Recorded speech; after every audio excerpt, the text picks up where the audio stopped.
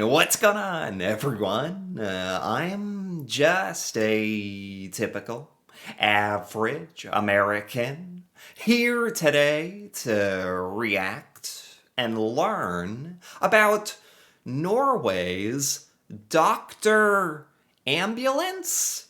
So, I understand that healthcare is definitely different in Norway compared to here in the United States, but this really surprised me. Apparently, Norway has ambulances that have doctors in them, which actually makes a lot of sense. So, when the ambulance arrives to help you, the doctor is right there.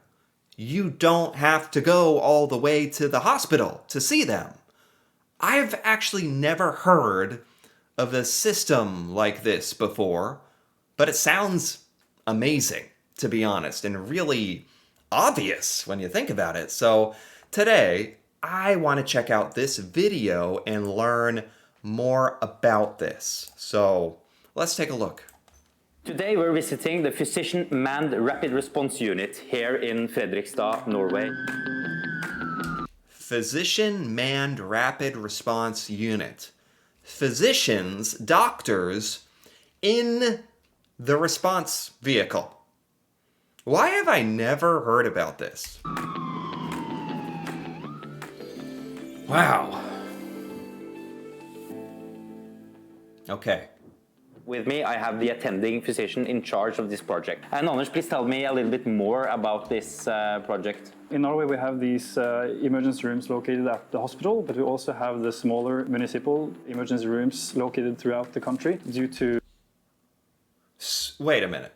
I don't know a ton about Norwegian healthcare or anything, so I'm trying to understand. You have emergency rooms in the hospital. That is exactly what it's like here in the United States. You have to go to a hospital to find an emergency room. There are also, he said in Norway, emergency rooms just around Norway? But we also have the smaller municipal emergency rooms located throughout the country. Smaller municipal emergency room? Is this like just a dedicated emergency room? It's not part of a hospital? Is this a thing? Due to, among other things, long distances from the community where people live to the hospital, and also sometimes bad road conditions. This is... Whoa. I have never thought about that, but again, it makes so much sense, especially for somewhere like Norway, where people can live in really remote areas. Like he said, difficult driving conditions, hard to get to. So if you can't build an entire hospital in these areas, you can at least build an emergency room with doctors and emergency healthcare. That is so smart. I actually wonder, in America, like, we should do that, for isolated places that are hard to get to. It would save a lot of lives. But again, I've never heard of that either. One of the units responding from the local emergency room in Fredrikstad. What we do is that we bring a nurse or paramedic with the doctor out to the scene where the patient is in dire need of our help.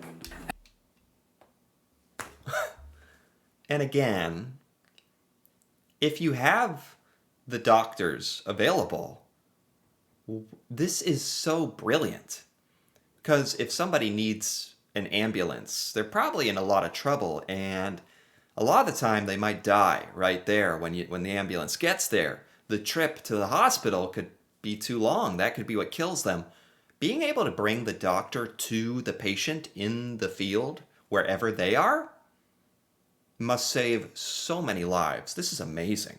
And the nurses, paramedic, and doctors, what kind of competencies do they have? Well, the doctors are mostly generalists. The closest thing you could get to other systems is general practice. But of course, we only work with emergencies. But we also have some other specialists, like anesthesiologists. But the main thing for all the doctors is that they have many years of experience doing emergency medicine in the local communities. Wow, this is fantastic. It makes me wonder, like, in America, we don't have a surplus of doctors. I understand there's only so many doctors, so we have to be careful with our resources. But if somebody is dying, like out at their home or out somewhere isolated, why don't we send a doctor with the ambulance or in the helicopter? I don't know. We don't, and I don't know why. Is working pre-hospitally, like with this car behind us. What about the nurses and paramedics? Well, they also have longer experiences in emergency medicine, working from the local department and pre-hospital emergency medicine. It sounds like Norway has to deal with this kind of thing a lot, with being a uniquely structured country. Lots of remote small towns and villages and isolated and crazy roads and tunnels, and I get that. So it sounds like Norway really needed this. And I think this is amazing, and honestly, America could benefit from learning about this.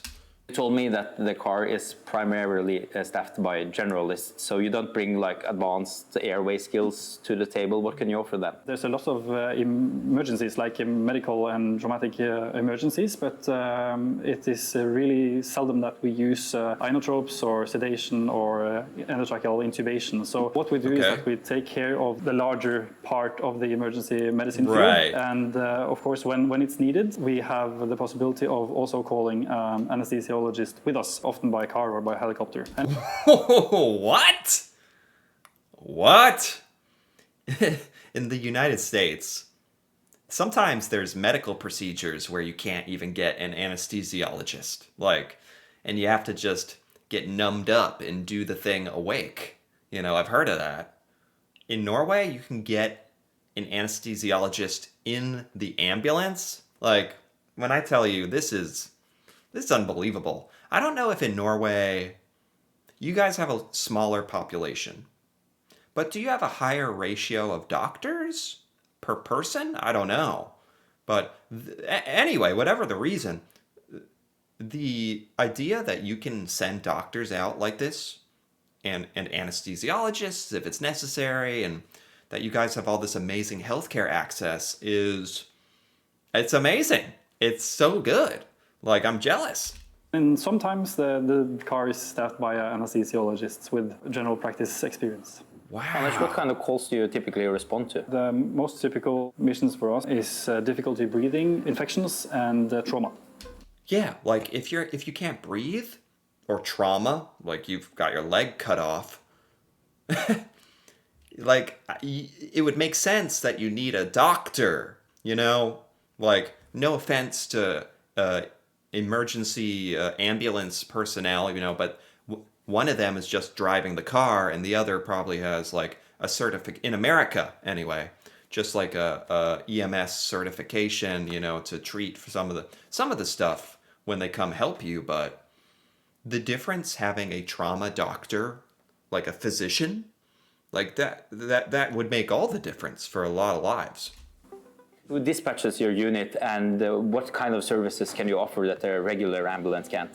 Approximately 60% of the cases, it's the central dispatcher, the EMCC, Emergency Medical Communication Center, and then 40% there's call center in the local emergency. Cool. That gives us the missions. Cool. What we can offer is first and foremost maybe the competence of the doctor in diagnostic terms, but also of course in some of the more severe accidents and medical emergencies, then we can offer a different kind of treatment than the regular ambulances. Okay, so in Norway, you have regular ambulance.